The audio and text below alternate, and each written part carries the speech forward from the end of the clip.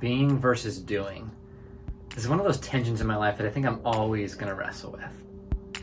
I'm always driven by my sense of needing to accomplish and do more, but my sense of doing often informs my sense of being. And I think somewhere along the lines I have it all switched around. Then instead of being defined by the things that I do, I think I need to be defined by who I am. That God doesn't love me for what I do, He loves me for who I am. I think especially in this season of quarantine, especially in this season of the unknown and feeling purposeless at times, I really wrestle with that. Because my identity is so tied up in what I do, and if I'm not doing as much as I think I should be doing, then who am I as a person? And yet, what if in this season God was challenging us and rewiring the way that we even think about life? That instead of finding our sense of purpose and self-worth in what we do, what are we saying? I love you for who you are. I always say this, I think it's so true. There's a reason we're called human beings and not human doings. Henry Nouwen, a great author, told this story once. He often worked in these places where people with different mental disabilities would live, and they would have this co-living space. And he was giving this tour to a few pastors who were in the area and just showing them the work that they were doing. And one of the pastors came up to Henry and said, Henry, don't you ever wrestle with the fact that maybe you're not doing enough, or are you wasting your talents here in this space caring for these people?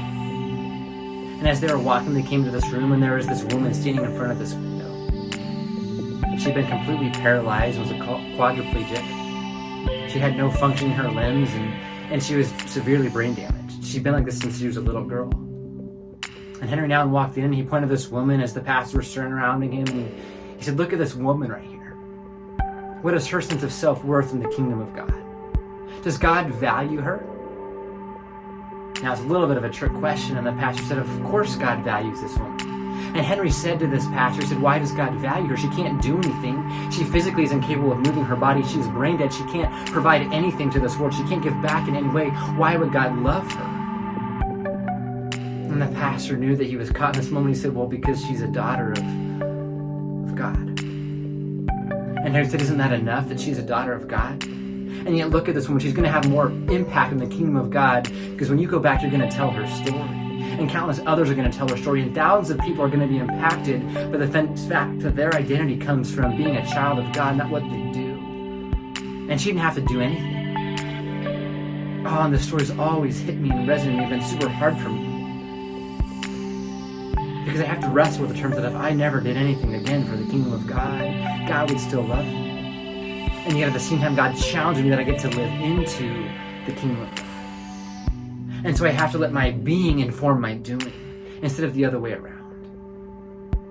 And as you find yourself in quarantine, I wonder, what would it look like to be a human being, not a human doing?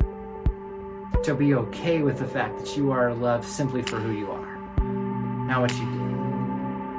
Being and doing. There's meant to be a tension there. There's meant to be freedom there in the sense that we get to live into who God has called us to be. Go and be